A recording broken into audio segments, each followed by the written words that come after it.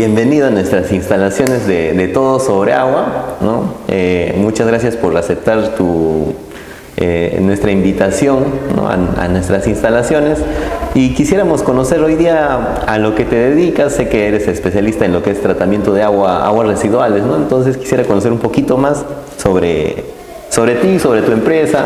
Acá te he preparado una lista de preguntas. Gracias, Yamil, gracias a ustedes por la invitación. Bueno, Innotec comenzó específicamente como una empresa de tratamiento de agua. Creo que como todas las empresas que comenzamos en el rubro, siempre comenzamos por el tratamiento de agua. Creo que como todas las empresas que comenzamos en el rubro, creo que como todas las empresas que creo que como todas las empresas que creo que como todas las empresas que creo que como todas las empresas que creo que como todas las empresas que creo que como todas las empresas que creo que como todas las empresas que creo que como todas las empresas que creo que como todas las empresas que creo que como todas las empresas que creo que como todas las empresas que creo que como todas las empresas que creo que como todas las empresas que creo que como todas las empresas que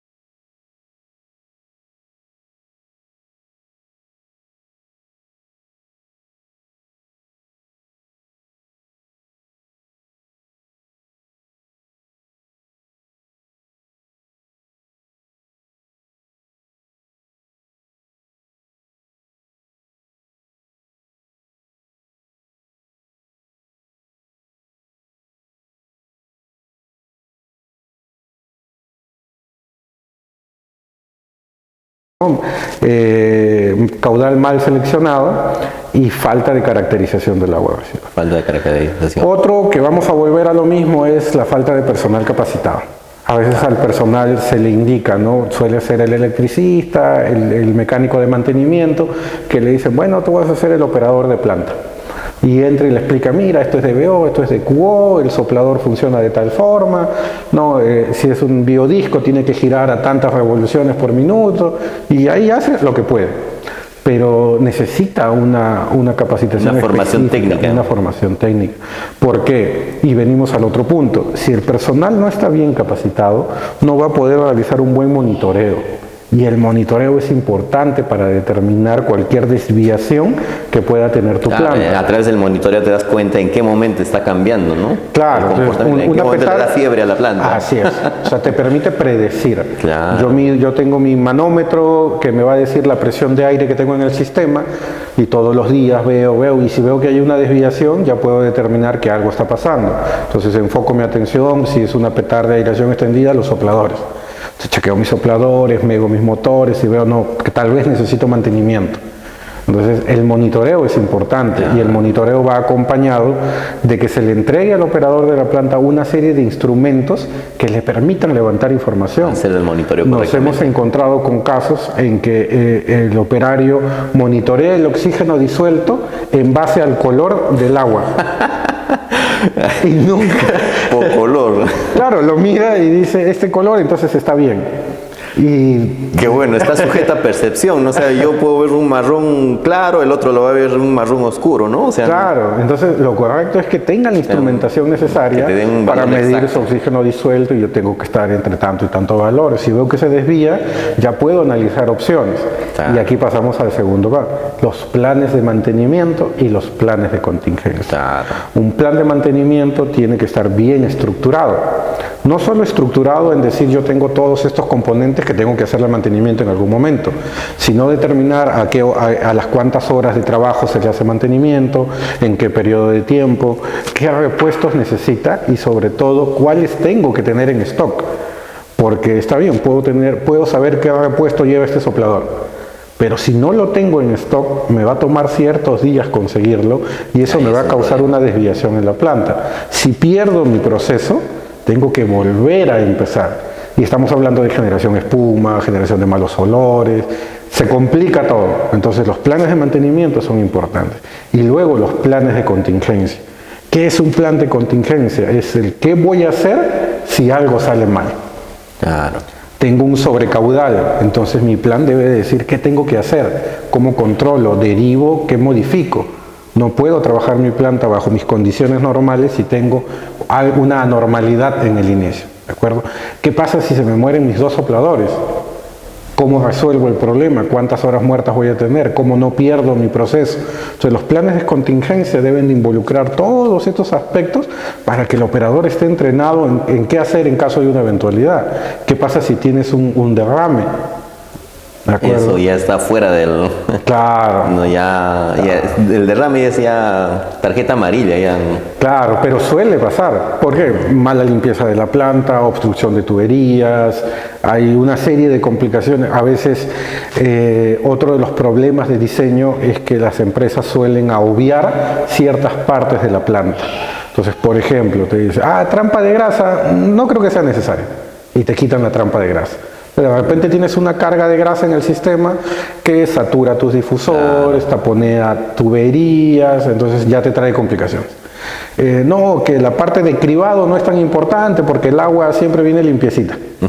Entonces por ahí tienes una obstrucción de un material sólido que daña tu bomba sumergible que alimenta tu petar. Y que es bastante común. Bastante sí, común, se mete trapo, cosas al impulsor, ¿no? Y a veces no es una trituradora, simplemente es una bomba nada más. Bomba sumergible. Y terminas por atorar la... sí. Entonces volvemos al tema de problemas de diseño, ¿no? Alguien tiene el concepto de no es necesario, cuando, como te digo, debería verse como un global.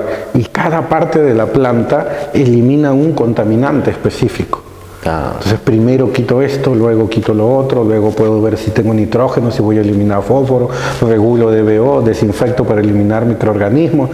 Todo todo tiene un proceso. Entonces, es muy difícil cuando uno llega a una planta y dice, no, esto no tengo. Entonces, normalizarla a veces sale más caro que considerarlo desde el proyecto inicial, ¿no? Claro.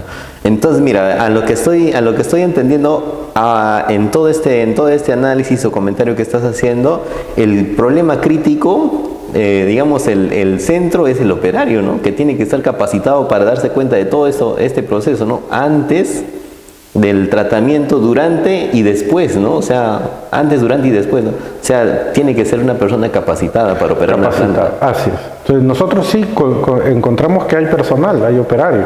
O sea, si hablamos de 10 años atrás, existía el concepto de la planta automática. Tú llegabas a una planta y no había nadie, porque el proveedor les había dicho, no, mi planta funciona solita. Entonces luego ya se ha tomado conciencia del hecho de que necesitas una persona ahí. Un operador. Claro, porque trabajas con químicos que hay que reponerse, necesitas hacer un monitoreo de los parámetros de la planta y hay contingencias que obligatoriamente necesitas la intervención humana. Por más que hoy día la tecnología nos ha traído alternativas como las interfaces HMI, ¿no? Es decir, la interfaz humano-máquina. Desde mi teléfono yo puedo ver si se incendió mi soplador, cuál es el amperaje. Hoy en día tenemos todas esas facilidades. Pero no hay alguien que tome criterio en el punto. Sí, hay cosas que, a pesar de que, por ejemplo, tal vez con este nuevo ingreso de inteligencias artificiales, que ahorita es lo de moda, podamos tener un avance más en esos criterios. Pero normalmente necesitas la intervención de una persona para que pueda tomar decisiones. Claro. Entonces, sí encontramos operadores, pero operadores que le han dado instrucciones específicas. Limpias la petara acá y le dan su mallita para que saque ciertas cosas, mides cloro acá, pero más allá... Es un robot que dice, estos 5 labores nada más voy a hacer, más de ahí no sale. Hemos creado seres automatizados. Es un operador automatizado que llega en la mañana, limpia, a las 10 mide cloro, a esta hora hace tal cosa, a esa hora hace tal cosa, y a veces tenemos estos operadores de mediodía, ¿no? Mediodía trabajo acá, mediodía me voy a otra planta. Entonces, eso es lo que se hace mejor. El personal es sumamente importante hasta esta fecha. Sin personal operario calificado es muy difícil que una planta trabaje, porque es quien va a tomar las decisiones de qué hacer frente a una contingencia.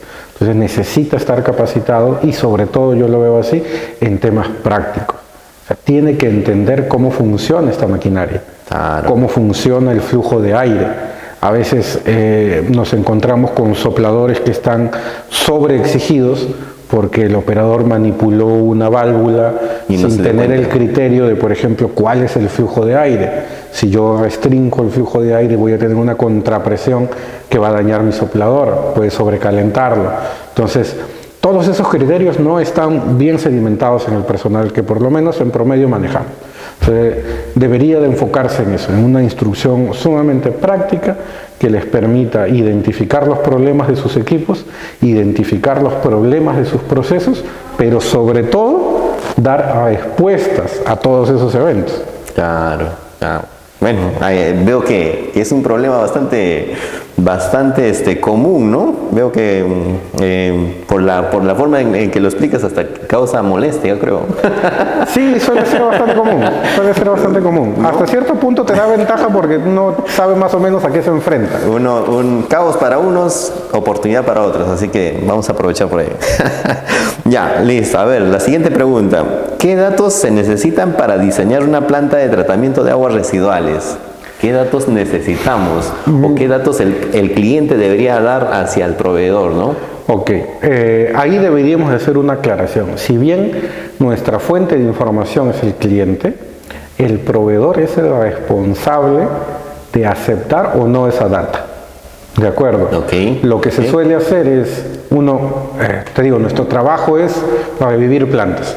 Lo que nosotros solemos hacer cuando tenemos un problema de estos es, dame la memoria descriptiva, el dossier de calidad del proveedor para revisar todo y verificar si los cálculos están bien hechos, si el diseño está bien planteado, si hubo una modificación, cuál fue la justificación de esa modificación, entonces buscamos.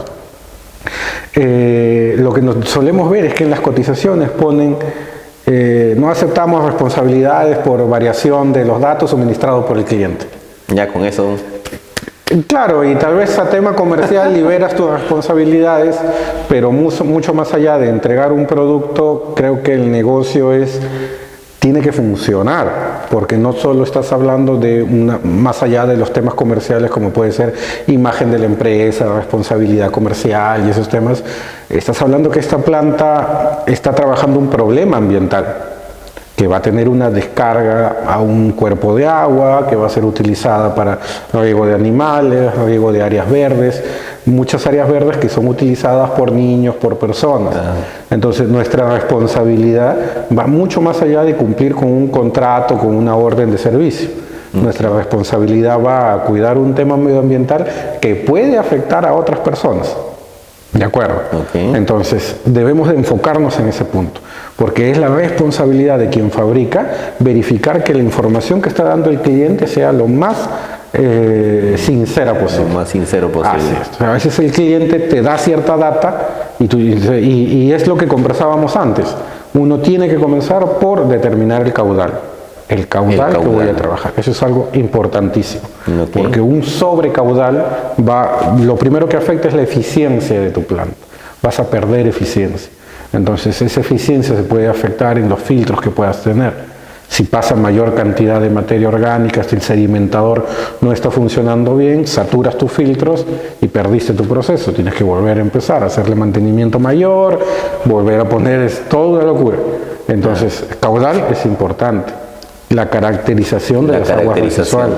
Así es. Luego de eso, ya podrías determinar qué tecnología utilizar. Porque ahí tienes que ver, sobre todo uno tiene que ver qué es lo que quiere el cliente y cuánto es, sobre todo, el global comercial, el dinero que tiene para invertir. Porque todas las tecnologías no son iguales. Uno tiene que ver, por ejemplo, si el cliente tiene espacio. Si el cliente te dice, no, me sobra el espacio, puedes utilizar, normalmente uno se va por lodos activados. Claro. Ocupa mucho espacio, pero si para el cliente no es un problema, si el cliente te dice, un momento, no tengo mucho espacio. Estoy en ciudad, soy un hotel. ¿Qué hacemos? ¿Cómo modificamos? ¿Puedo usar biodiscos o tengo que usar MBA? Entonces, conforme vayas migrando por las tecnologías, los precios de la PETAR van a ir cambiando. ¿De acuerdo? Los requerimientos tecnológicos son diferentes, los costos de mantenimiento son diferentes, donde el espacio es importante y cada vez se hace más costoso. Los clientes no quieren destinar espacio que les podría ser útil para una PETAR. Tratan de recuperar ese espacio lo más posible. De suprimir todo lo que Claro, si vas a poner una PETAR acá, que arriba sea estacionamiento, que arriba sea el mercado, otra cosa, pero ese espacio tengo que sacarle provecho. Y luego es la inversión que el cliente está dispuesto a hacer para resolver ese problema. Ahí ya seleccionaste tecnología. Luego lo que te toca es, de acuerdo a la tecnología, seleccionar tus parámetros generales de diseño, sobre todo el tiempo de retención hidráulica. Eso es algo muy importante. Y ya, pues ahora la bibliografía, la misma norma que es la 090, la norma técnica que trabajamos en Perú, te da ciertas especificaciones, ¿no? Si vas a usar lodos activados, aireación extendida, necesitas mayor a 12 horas, ¿no? Si vas a usar convencional, entre 4 y 8. Entonces ya tienes ciertos parámetros con que trabajar. Ya la norma te especifica, la bibliografía también está bien estructurada, información no falta, ya solamente es la experiencia de quien diseña para que pueda seleccionar bien. Y ahí hay que tener ciertas consideraciones adicionales, como la ubicación de la planta. ¿De acuerdo? A veces hay que considerar en espacios como selva, considerar las precipitaciones. ¿De acuerdo? No es lo mismo una lluvia en Lima que una lluvia en la selva. Entonces eso te inunda toda la planta. Así es, y es un aporte de caudal que a veces no se considera en el diseño. Claro. Entonces, si no lo vas a considerar, hay que techar la planta para que no tengamos estos ingresos de lluvia. Hay que ver si la escorrentía de lluvias llega a la PETAR. Entonces, hay que tener esos criterios de diseño ahí. No es lo mismo trabajar en costa que en la sierra. El oxígeno, la temperatura y el oxígeno que tenemos disponible no son lo mismo. Entonces, a eso vamos. Son particularidades de cada proyecto que uno tiene que analizar individualmente. Y te repito, no es porque me funcionó esto en un cliente, yo lo puedo llevar y mover hacia otro. Hay que tener todos esos criterios, temperatura, incluso más ahora que se está utilizando mucho el ozono para desinfectar, el reemplazo del cloro. Hace la oxidación. Claro, entonces hay que tener en cuenta también que diseñar un equipo de ozono tiene que ver mucho con la humedad relativa. Claro. Entonces no es lo mismo, no te trabaja igual un ozono que puedas poner en Ica o un clima seco que llevártelo pues a Tarapoto con un 98% de humedad. Entonces, esos criterios, esas particularidades son propiamente ya experiencia de quien diseña, de la empresa que te desarrolla el proyecto. Pero sí hay que ser finos en ese proceso. Luego de esa etapa que ya has diseñado todo, algo que se deja muchas veces de lado es qué hacemos con los lodos. ¿Qué hacemos con los lodos? Así es, entonces el diseño tiene que contemplar esa disposición. Ok, si yo estoy en una zona urbana como esta, puedo contratar a una empresa de saneamiento ambiental que venga y cada cierto tiempo, según los cálculos que yo obtenga, venga y extraiga lodos y los disponga en el relleno sanitario. A ver si estoy equivocada. ¿Habían que se usaban los lodos para como fertilizantes? ¿Mito? ¿Verdad? Entre mito y verdad. Un lodo de petara normalmente ya está en una etapa que nosotros llamamos mineralizada. Es decir, si tú quieres utilizar abonos fertilizantes, las plantas necesitan que esos componentes estén en cierta forma. Con ciertas características. Con ciertas características. En beneficio de las plantas. Claro, porque la planta, al igual que nosotros, absorbe los nutrientes si los encuentra en ciertos componentes. Okay. O sea, no es lo mismo nitrógeno en versión nitrito, nitrato, nitrógeno amoniacal, que un nitrógeno que utilizas en NPK para fertilizantes. NPK es el nitrógeno fósforo potasio que se utiliza de fertilizante normal, el estándar. Entonces, no siempre el lodo está en esas condiciones para utilizarlo. De acuerdo. Entonces, se hace una caracterización de lodos para ver a qué nivel lo puedes reaprovechar. Es verdad. Por eso te decía que es media verdad. Porque depende también de la capacidad, o sea, de la eficiencia que tiene tu planta para degradar. ¿Entiendes? Si tienes una planta muy buena, básicamente vas a tener lodo inerte. Entonces no te sirve de mucho. Así es. Para lo que normalmente sirve es para revivir una planta que está muerta.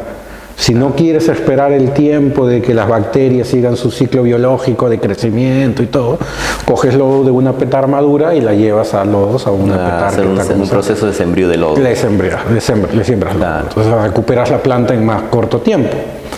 Pero luego para aprovecharlo sí hay que hacer ciertas caracterizaciones y normalmente esas caracterizaciones uno no las puede proyectar, sino que cuando la planta está en operación hago mis evaluaciones. Eso tiene que... Pero tenemos estas opciones, o la dispongo en un relleno sanitario o la paso a través de una prensa, la seco y la dispongo como material inerte. Entonces, pero tiene que estar estipulado en el proyecto inicial cuáles son mis alternativas para manejar el lodo. Puedo poner un lecho de secado, porque luego el cliente no sabe qué hacer. Entonces pasa 1, 2, 3 años la planta acumulando lodo, porque no saben cómo extraerlo, cómo disponerlo. Y eso te trae complicaciones en la operación tremendas. O sea, no solo de saturación de difusores, sino que baja la eficiencia de tu planta. Es muy problemático, entonces tenemos que tener especificado ese proceso. Y finalmente tiene que entregarse las características de mantenimiento de la planta. De los equipos electromecánicos, de las unidades que están construidas, de acuerdo, ya sea en metal mecánica o las de concreto, y sobre todo pues las tuberías también hay que hacer el mantenimiento de las tuberías, pintado. El mantenimiento tiene que cumplirse para así cumplir la vida útil de la planta, que podrían ser sacarle el máximo provecho a la... Y sobre todo tener la menor cantidad de horas muertas, ¿no? Claro. Bien, acá te tengo otra pregunta más. ¿Qué consideraciones debemos tener para operar adecuadamente una planta de tratamiento de aguas residuales? Yo creo que el monitoreo es lo principal. Monitorear la planta es lo principal. Monitorear en el concepto global de la palabra, ¿de ¿de acuerdo? No, monitorear no es ir a ver y que todo esté prendido. Lo que normalmente los técnicos que operan plantas hacen en la mañana, llegan, revisan visualmente, ¿no? Un examen visual, si todo está bien, no toman ningún dato, ¿no? ¿A qué es exactamente operar una planta? ¿Cuál debe ser más o menos el día entero de un operador de planta? Mira, un operador de planta debería llevarse el día entero monitoreando la planta. ¿De acuerdo? Vuelvo, monitoreando en el sentido global. Okay. Un operador tiene que estar entrenado en hacer su test de HAR para saber cuál es la calidad de agua, si su sedimentador está trabajando, cuál es la precipitación que tiene. Tiene que estar identificado, entrenado en poder usar un microscopio, tomar una muestra de su zona de aireación, por ejemplo, y ver pues la cantidad de bacterias que tiene y si está dentro del rango óptimo. Hay que tener en cuenta que, por ejemplo, cuando hablamos de petar, aquí en Perú normalmente hablamos de lodos activados. O sea, siempre estamos trabajando con la mayor parte de plantas instaladas. Material biológico, es decir, microorganismos que van a degradar la materia orgánica. Así es. Pero estos microorganismos son seres vivientes, ¿de acuerdo? Por más que no podamos verlos a simple vista, por más que no tengamos una percepción de ellos, existen y son vivos, son seres vivos. Claro. Y estos seres vivos tienen que tener unos parámetros establecidos, ¿de acuerdo? Un ecosistema más o menos estable.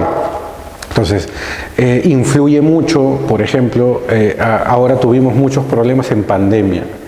Okay. Para muchos será muy difícil recordar porque fueron épocas muy difíciles, pero todos empezamos a desinfectarnos. O sea, cogíamos cloro al cuerpo, cloro en los zapatos, cloro en la mano, cloro a lo que venía empaquetado, a todo le metíamos cloro. Así es. ¿De acuerdo? Entonces, hemos tenido casos en pandemia con muerte de la población bacteriana de las petar por exceso de cloro al ingreso. Claro, algo no hay ningún plan de contingencia para el cloro en una planta. Eso fue un evento absolutamente específico, ¿no? Creo que nadie hubiera planteado en un plan de contingencia 10 años atrás, por si hay una pandemia y todo el mundo usa cloro, hay que hacer tanto. Pero sí fue complicado. Claro. Tenemos, por ejemplo, volvemos al tema de diseño. Nos pasa esto en los clubs, por ejemplo, que están en playa. Okay. De acuerdo que no hay acceso pues, a agua potable y a desagüe. Normalmente todos este club de playa evacúan una petar. Y esta petar evacúa al mar. ¿De acuerdo? ¿Cuál es un problema común y que normalmente no se considera en los diseños? Las piscinas. La piscina es un cuerpo de agua que tiene altas dosis de cloro. Y cuando llega la gente suele vaciar su piscina, que se va a la petar y te daña tu caudal, te daña la dosis de cloro que normalmente ingresa y tienes unos desbalances terribles. Entonces hay ciertas particularidades que manejar para ese caso puntual. Claro. Eso no te va a ocurrir en un edificio, ¿de acuerdo? Completamente diferente. El comportamiento es diferente. Un edificio te podría pedir, dame una planta de 120 cubos por día.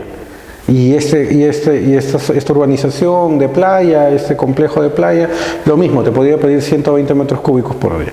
Pero son clientes totalmente distintos, a pesar que es agua residual doméstica. El comportamiento es diferente. El comportamiento es diferente. Entonces, eso es lo que hay que analizar.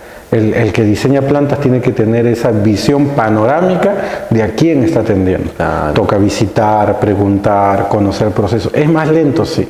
A veces el cliente no tiene esa predisposición de esperar tanto, pero finalmente es lo correcto lo que se tiene que hacer. Entonces un operador de planta tiene que tener eso, o sea, saber todos los parámetros que tengo que controlar. ¿De acuerdo? Okay. Uno es los procesos propiamente dichos, oxígeno disuelto, residual de cloro, si estoy usando floculantes, mis dosis de floculantes, si están bien seteadas mis dosis de floculantes, mis test de HAR que me van a confirmar si tengo una buena sedimentación, una buena degradación de materia orgánica. Luego tengo que revisar el estado de mis equipamientos. O sea, mis bombas están trabajando bien, tengo que medir su amperaje, su megado, mis bombas dosificadoras que suelen tener incrustaciones, su mantenimiento, limpieza de las bombas dosificadoras, el mantenimiento de las válvulas. O sea, También. hay que tener en cuenta que son equipos metálicos que trabajan en una zona húmeda y que suelen tener deterioro, Se muchas están veces oxidando. prematuro, antes de lo que estamos acostumbrados. Claro. Entonces, revisar válvulas, revisar tuberías. Una inspección de planta debería de tomarte todo el día. ¿Por qué? Porque el operador también tiene que ser responsable de levantarte una data. Y a veces nosotros suministramos, por ejemplo, cuando dejamos una planta, ya un formato Ok. estándar para que midas amperaje de tal equipo, dosis de cloro acá, dosis de cloro acá. Cuando uno va a hacer seguimiento, lo que uno encuentra, por ejemplo, el cloro tiene que estar entre 0.5 y 1, y encuentras los últimos 2 meses 1, 1, 1, 1, 1, 1, 1, 1, 1, 1, 1, 1. El amperaje de mi soplador va a 9 amperios y encuentras 9, 9, 9, 9, 9, 9, 9. Inmediatamente tú dices que te están engañando. No, ¿de ya, acuerdo? pues el operador está mal ahí. Claro. No puede ser el mismo valor todos los días. Todos. Siempre hay una variación para Así arriba es. o para abajo, ¿no? Entonces, a eso hay que llegar. O sea, el operador tiene que ser consciente de que esos valores probablemente él no los puede interpretar, pero nosotros sí. Si yo veo desviaciones, puedo entender qué cosa está mal. O sea, un soplador no me va a ir 9, 9, 9, 9, 12 amperaje. No, ahí sí. Y justo que vas a ver, revisas con tu amperímetro y está en 9.2. Así es, entonces hay que llevar esos controles, hay que cargarlos a gráficas. Esas gráficas visualmente en 2 minutos, un par de minutos, te pueden dar un panorama de cómo está funcionando. Ya. Lo mismo pasa con el cloro. Nadie me va a decir que todas las veces le salió 0.5, 0.5, 0.5, porque trabajamos hoy en día pues con instrumentos ya digitales, ¿no? Si me vas a decir que va con el colorímetro, No. ahí sí es más percepción que otra Claro, cosa. claro. Y ese es un tema también de la operación, ¿no? Darle al operador los instrumentos Todas las necesarios herramientas necesarias. para que pueda hacer su trabajo con la mayor efectividad posible. Claro, o sea, a ver, el operador, ¿qué fundamento técnico deberían tener? ¿Electricidad? Mira, yo no creo que sea muy parcial en esta pregunta, porque como te comenté, yo tengo mi formación en ingeniería mecánica eléctrica. ¿Ya? A mí se me hizo muy fácil mis conocimientos de mecánica y de electricidad, Ok. adaptarlos al tratamiento de agua. Claro. O sea, para mí fue más fácil aprender de Pero tratamiento ya de sabías agua. la lógica ya. Yo veo a veces un poco complejo cuando es al revés. Cuando alguien que ha sido químico, por ejemplo, en formación química, pase a entender conceptos de mecánica y de Es electricidad. un poco más complicado. Yo lo veo, normalmente noto eso, como que hay mayor resistencia. Claro. Y lo mismo a nivel técnico. A un electricista le das la instrucción sobre tratamiento de agua y migra fácilmente para eso. Y tiene el control propiamente de su operación, ¿no? Un mecánico de mantenimiento puedes desarmar los sopladores, las bombas, ese es su trabajo Exacto, propiamente dicho. exacto. Tú solamente le das lo que no le habían instruido antes, esa dosis se la das tú y cómo tiene que trabajarlo. Entonces Exacto. yo no sé si pueda ser tan parcial en esa Pero pregunta. ahí las empresas lo que hacen es buscan a un personal que no tenga conocimiento, nada, y simplemente dicen, no, lo vamos a capacitar y ya, con eso se termina. No es tan así, ¿no? Nos ha tocado casos, ya no tan común ahora, pero si hablamos de 12 años atrás, 10 años atrás, era común encontrar al jardinero Exacto. como operador de planta. ¿Por qué? Porque el agua tratada se iba a usar para riego. Entonces, como el que regaba era el jardinero, entonces el jardinero tenía que ser el operador de planta. Claro. Y no, eso sí estaba completamente fuera del lugar, ¿no? fuera del lugar. Claro, actualmente ya la preparación del operador es importante, ¿no? Es importante, pero como te digo, no solamente a nivel teórico, sino que eso tiene que llevarse a un nivel práctico. Claro. Bien, acá te tengo otra pregunta más. Están bien fuertes las respuestas. Espero que que las personas que nos están escuchando, bueno, también hay opción a que nos puedan escribir por en la cajita de comentarios, que en el transcurso de los días tal vez vamos a hacer un nuevo video contestando estas preguntas, ¿no? A ver, la siguiente pregunta, Orlando, es ¿cuál es el costo de inversión de tratamiento de agua residual por metro cúbico? Esa sí es una pregunta bien complicada porque depende de muchos factores, Ok. ¿de acuerdo? Obviamente va a depender del tamaño de la planta, Ok. de los contaminantes que quieras eliminar de la planta, ¿de acuerdo? De la ubicación de la planta. No es lo mismo pues el costo, por ejemplo, de mano de obra, de materiales aquí en la capital que por ejemplo, en la selva o en la sierra. Hagamos en tres niveles, el punto más bajo y el punto más alto, y bueno, ya sacamos un promedio. Para más o menos entrar en contexto, creo en el 2014 la Organización Nacional de las Naciones Unidas para el Desarrollo Industrial, que hace sus estudios más o menos para América Latina, tenía como dato que era $1.000 por metro cúbico, agua residual doméstica. ¿De acuerdo? 2014. Un dato bastante referencial. O sea, ahí. Mira, ya para el 2019 se estaba manejando entre $1.800 y $2.500 agua residual doméstica. Ámbito nacional, solamente Perú. ¿De acuerdo? Ya ese es como data que nosotros manejamos. Pero tienes que tener en cuenta que no solo la pandemia, sino que conforme iba desarrollándose la pandemia, ya estaba este problema de la crisis de los contenedores. Entonces, si uno hace una vista panorámica, se va a dar cuenta que los costos de importación han subido muchísimo respecto a 3, 4 años atrás. Entonces, nosotros no somos un país que fabrique equipamiento, siempre vamos a trabajar con importado. Entonces, eso definitivamente está haciendo que los costos suban. Pero depende mucho, por eso te digo, este es un negocio de particularidades. Lo más cómodo que puedes hacer es una planta de lodos activados, aireación extendida. Tienes la desventaja de que te ocupa mucho espacio, el mantenimiento sí es una ventaja porque el mantenimiento es poco, pero no es lo mismo ese tipo de tecnología a que quieras hacer un MBR. Claro, los precios son totalmente distintos. Ahora, en todo caso vamos a cambiar la pregunta. ¿Cuál es el costo de operación? No sino el costo de inversión de tratamiento, sino el costo de operación por metro cúbico de agua. Es básicamente el mismo criterio, o sea, tampoco es un costo específico que tú puedas setear en este momento.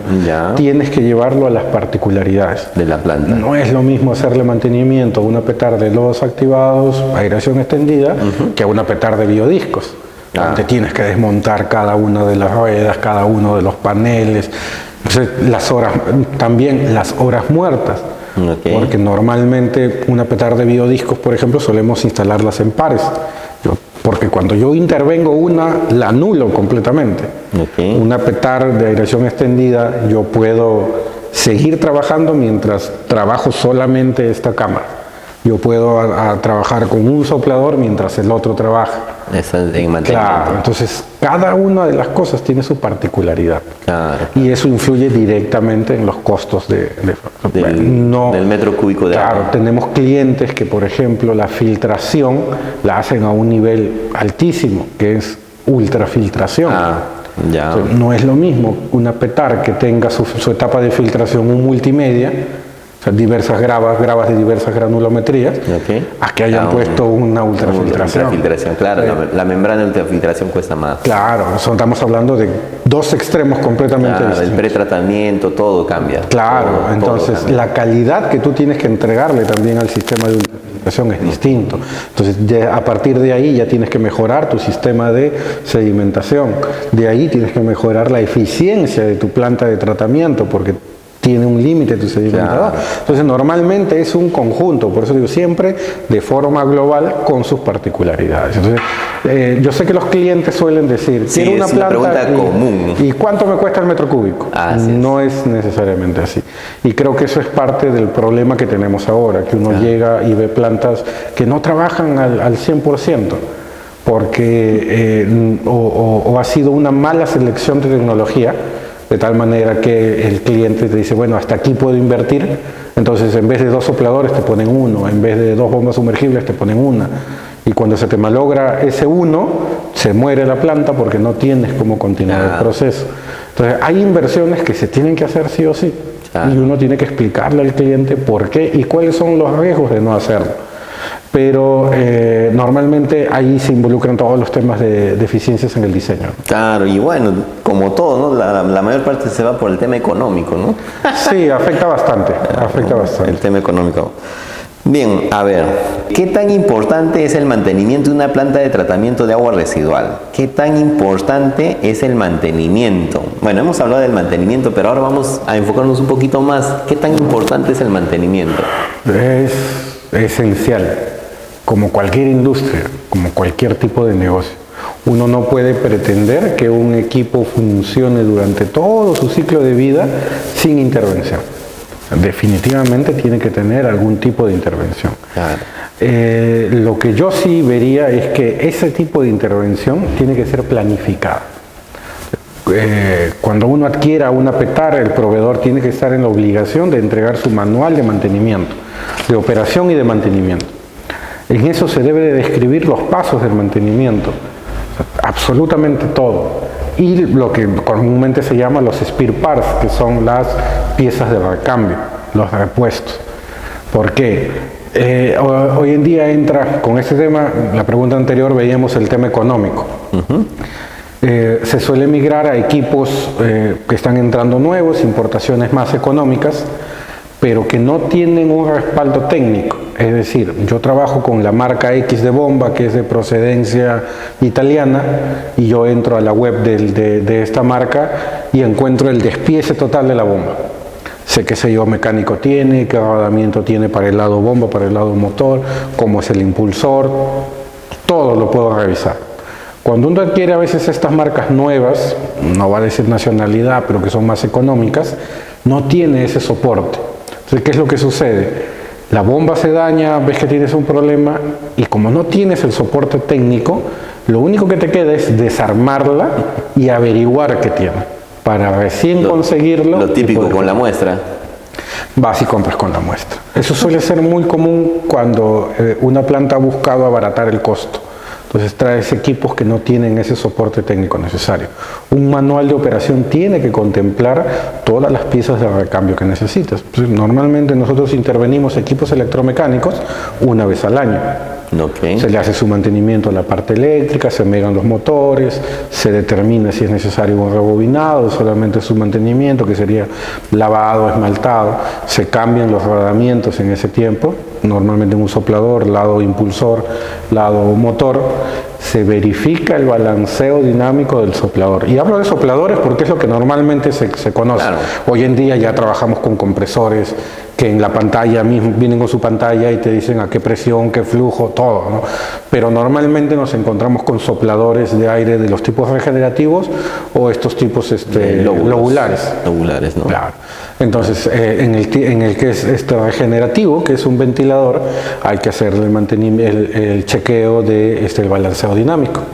Básico. Básico. Si no tienes un problema de desbalance, tienes una complicación. Rompiendo los impulsores. Te llevas los impulsores, dañas el motor, tuerces eje. Entonces, todas esas especificaciones tienen que estar detalladas en el plan de mantenimiento. Un plan de mantenimiento no solamente es decir al soplador en un año, a la bomba en un año, a la dosificadora en 6 meses. No, sino especificar cómo se tiene que hacer, las características de ese mantenimiento y cómo vas a adaptar tu planta para retirarle un equipo. Por eso normalmente trabajamos en pares, porque un mantenimiento de soplador no lo voy a hacer en 3 horas. Me va a tomar varios días ejecutar esa labor. Entonces yo tengo que tener otro equipo que esté supliendo el aire necesario para que mi proceso no se degrade. Y volvemos al tema económico. A veces por temas económicos te dicen, en vez de 2, 1. ¿Y qué haces cuando se te malogra? Te sale más caro que tener el repuesto. Nosotros tenemos que suministrarle un soplador temporal al cliente que a veces no cumple con las características de consumo de la planta, entonces hay que hacer una serie de modificaciones para que ese soplador pueda aguantar los 7 días que te va a tomar hacerle mantenimiento al otro. Entonces, si por ahí tienes otra falla, normalmente vas a terminar en horas muertas, planta muerta, malos olores, comenzar otra vez el proceso de nuevo y se complica todo. Entonces, el mantenimiento es sumamente importante, pero tiene que ser un mantenimiento serio, que parte desde el diseño. Esta es tu planta, estos son sus componentes y cada uno de estos componentes necesita este tipo de mantenimiento. Tú tienes una petara en estructura metálica, tiene que decirte, esta es la pintura que va a utilizar, ¿de acuerdo? Normalmente se suele ser epóxica, estos son los mils a los que tienes que llegar, el espesor de pintura con el que tienes que llegar, todos esos parámetros te los tienen que indicar. para que tú puedas hacer una operación de mantenimiento adecuada y puedas trabajar tu planta sin problemas. Lo que uno siempre busca es no tener horas muertas. Una hora muerta es una planta apagada porque no puede trabajar definitivamente. O sea, no puede trabajar porque tienes una obstrucción, no puede trabajar porque no tienes aire, no puede trabajar porque tu sumergible que te da la alimentación se malogró. Entonces tienes horas muertas y eso es un problema salir de esa situación. Normalmente es préstame equipos para salir de este problema mientras reparo el otro. Y como te digo, esos préstamos no suelen ser específicamente lo que tú necesitas. Terminas malogrando el equipo de préstamo normalmente. Claro, porque lo sobreexiges, eso es un problema, ¿no? O sea, el mantenimiento es sumamente importante. Yo siempre voy a pedir que sean responsables con el mantenimiento. Entonces, y no solo eso, sino que hay ciertas consideraciones, como por ejemplo, al proveedor que te va a hacer mantenimiento a tu soplador, que te emita un informe técnico con todos los resultados. ¿Por qué? Porque eso te permite tener una bitácora, una memoria, de saber sí, cómo va, ya puedo cambiarlo, merece la pena cambiarlo. Entonces, todas esas cosas se analizan específicamente la gente de mantenimiento. Claro. Pero hay que ser responsables cuando uno entrega una planta, dar todos esos parámetros, ¿no? A veces trabajamos con tableros, por ejemplo, que no están normados, no cumplen con las especificaciones nacionales, suelen ser peligrosos.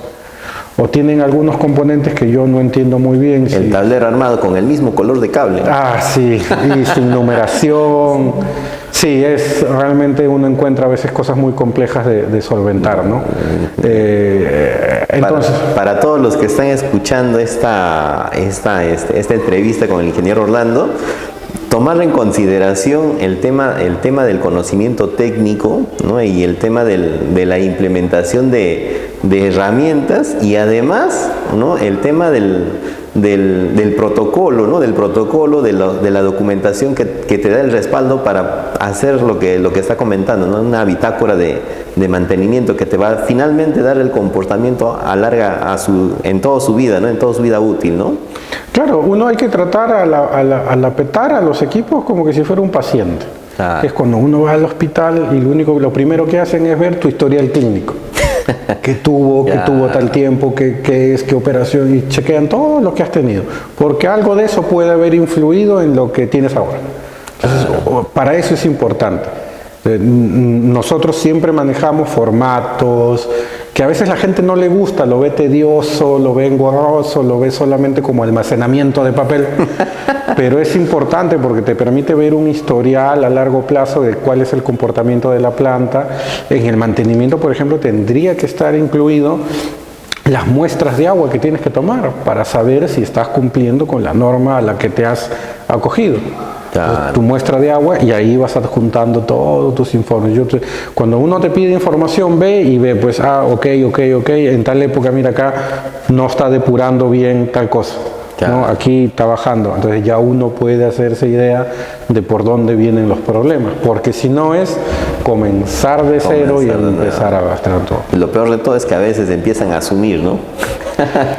Claro, uno se encuentra con cosas bien complejas, ¿no? Y mira, y otro punto importante que no quiero dejar pasar de lado, ahora que hablamos mucho con la gente que trabaja en operación, es el hecho de tener los implementos de seguridad.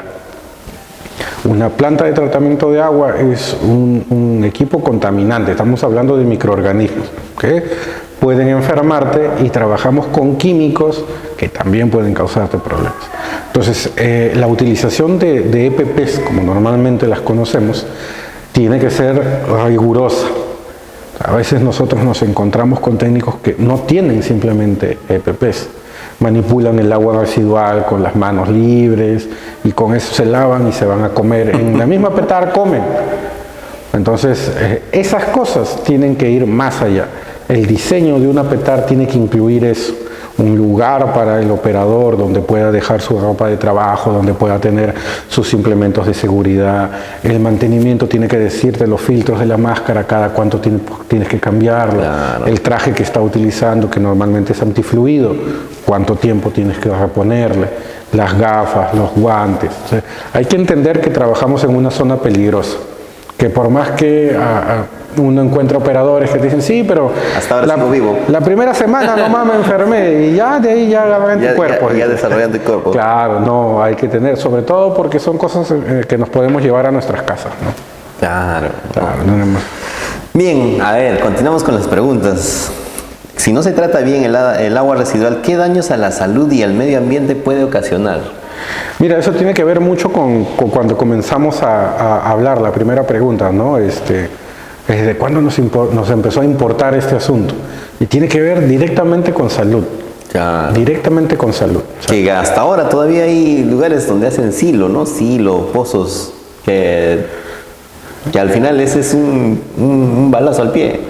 Sí, es complejo y a mí me llama más la preocupación sobre todo en lugares donde se consume agua de pozo. O sea, consumen pozo y tienen silo. Es una bomba de tiempo, en cualquier momento eso va a salir mal. Entonces, y sobre todo la gente que consume agua de pozo tiene el concepto de que el agua de pozo es mejor calidad. Entonces no le quieren meter cloro, no le quieren filtrar, no la quieren tratar porque es agua natural. Supuestamente, y tienes un pozo séptico al costado, un silo al costado que puede contaminar la napa freática inferior, contamina tu pozo y todos enfermamos. Al final el agua que viene de pozos son ríos subterráneos. Sí, no, y hay que aprender a que no todos se comportan igual. Claro. O sea, por más cercano que tengamos, a mí me sorprende porque yo tengo clientes, un par de clientes que están separados una cuadra. Okay. Ambos usan pozos. Y ese tiene un agua excelente que prácticamente no necesita tratamiento, solamente aseguramos desinfección, y el otro tiene un agua completamente complicada, tanto así que por ejemplo cuando le mete cloro a la piscina la negrea, la pone marrón. Entonces por la presencia de metales, de metal, ¿no? O sea, tiene potasio, tenía magnesio, que hay que corregir. Y estamos hablando de una distancia de 20 metros de separación entre un pozo y el otro.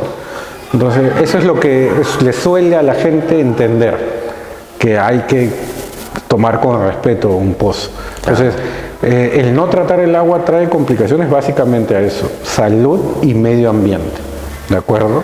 Porque es muy peligroso que nosotros botemos agua residual sin tratar, por ejemplo, a un cuerpo de agua, lo que normalmente se conoce como la eutrofización, que es la proliferación de algas en una zona. ¿Por qué? Porque el agua está llevando nutrientes, está llevando nitrógeno, fósforo, que lo utilizan estas algas para proliferar. Entonces, dañas un ecosistema, dañas fauna. ¿No? Este problema es común en pequeñas comunidades, ¿no? En pequeñas comunidades. Que no tiene planta de tratamiento de aguas residuales. Que, por ejemplo, el proyecto de tratamiento de agua Titicaca es lo que busca. Ay. Claro, Titicaca lo que busca es ponerle un alto al vertimiento de aguas residuales directas al lago, que afectas todo el ecosistema. Y estamos hablando de comunidades grandes. Entonces, siempre el problema tiene que ver con salud. Entonces, igual les decimos a la gente que trabaja con nosotros, a los clientes, es que la PETAR tiene que verse finalmente como eso. Su finalidad no es tratar agua, su finalidad es cuidar el medio ambiente y proteger la salud de personas y animales. Porque esta agua termina a veces como alimento bebida para ganado. Es correcto. ¿De acuerdo? Termina para regar áreas verdes. Áreas verdes. Hoy Lima, muchas de las municipalidades riegan con agua recuperada de PETAR. ¿De acuerdo? La gente ni siquiera sabe. Es común que las personas de provincia llegan a Lima, ya, con el respeto, ¿no? También soy de provincia, y se lavan la cara, ¿no? Con el agua que están regando, con el cisterna. Y a veces no tenemos esa idea que es agua residual. Claro. Entonces, esa es la responsabilidad, que en algún momento esa agua va a llegar a un parque donde van a estar niños jugando, donde va a estar una familia pasando el fin de semana. Entonces, tenemos la responsabilidad final de cuidar la salud de las personas, mucho más allá de temas contractuales, de ingeniería. Nuestra finalidad tiene un más allá. Entonces, debemos de ser responsables en ese aspecto. Eso es lo que creo que diferencia el negocio del tratamiento de agua.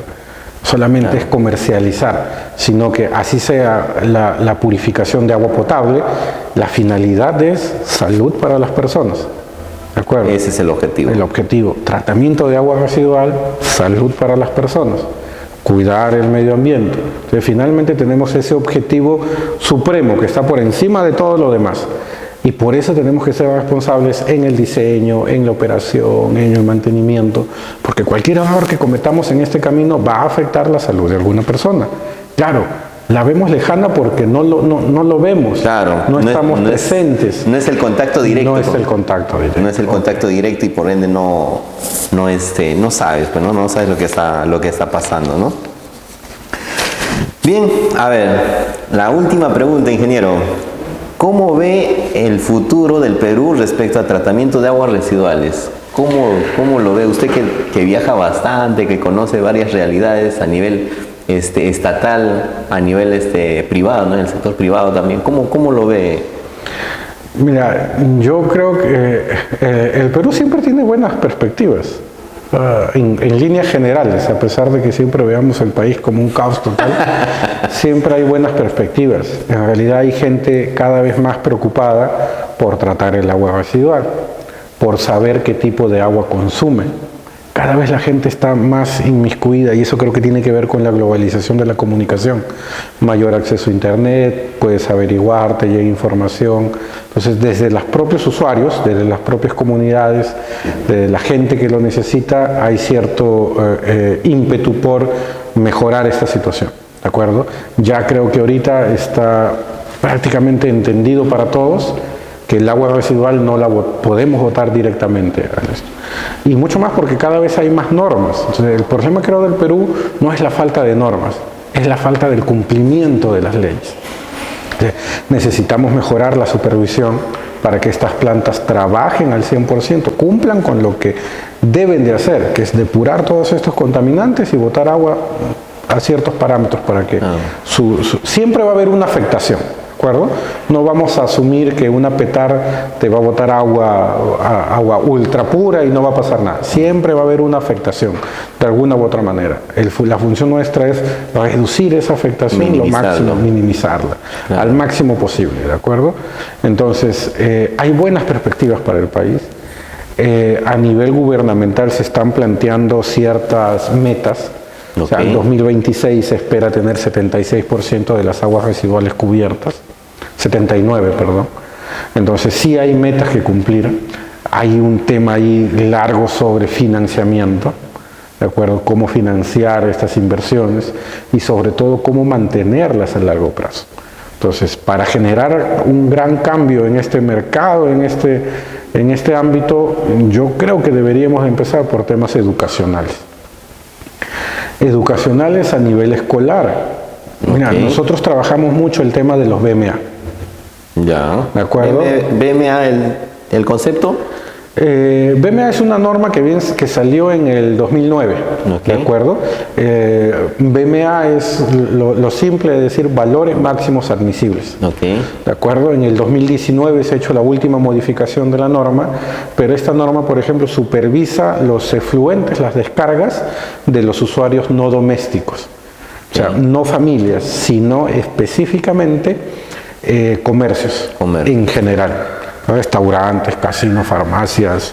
Mientras no seas una familia, te van a supervisar. Y te dan, al igual que las otras normas, que los límites máximos permisibles, que los SECA, te dan unos valores que no puedes sobrepasar. Entonces, para DBO me dan 500, para DQO me dan 1000, para aceites y grasas me dan 100. Y si yo me paso, voy a tener que pagar cierta penalidad y finalmente termina en corte. ¿De acuerdo? Quien supervisa esta norma, en el caso del IME, es SEDAPAL. Cada ciudad tiene su propio SEDAPAL, ¿no? Su EPS. Claro.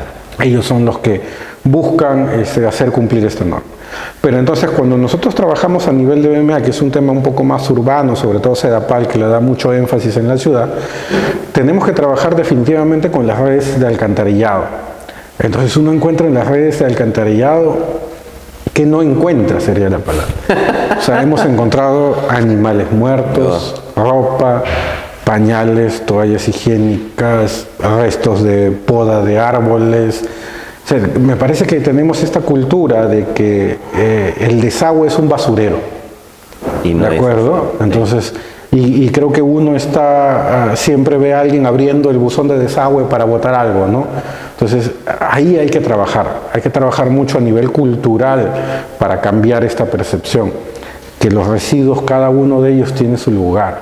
Entonces, evitar contaminar estas aguas residuales porque van a afectar la operación de las plantas de tratamiento de agua, van a aumentar sus sobrecostos, van a dañar una planta, trae problemas. Nadie diseña una planta para decir, ahí viene el cadáver de un perro, a ver qué pasa. Entonces, evitemos todas esas cosas a nivel cultural. Entonces, a eso voy cuando me refiero que el tema educacional tendría que partir de ahí, de mejorar nuestras conductas respecto al alcantarillado. El alcantarillado no es un basurero, eso debería de estar clarísimo. Y segundo es mejorar la educación a nivel de operarios. Es decir, ya debemos de tener a estas alturas operarios formados específicamente para tratamiento de agua. Claro. Y no un electricista, un mecánico al que uno tiene que formar. ¿Por qué? Porque este mecánico tú lo formas en 6 meses, 8 meses y de repente se da cuenta que no le gusta tanto el tratamiento de agua, se va y vuelves a comenzar con otro desde cero. Eso es un problema para las empresas, es un problema para los usuarios y en realidad hay un mercado disponible ahí libre de empleo. Así es. Si hoy en día tú llegas como operador de planta con experiencia, con formación, eso es trabajo asegurado. Hay un montón de plantas acá que no tienen operador, que están en busca de operador.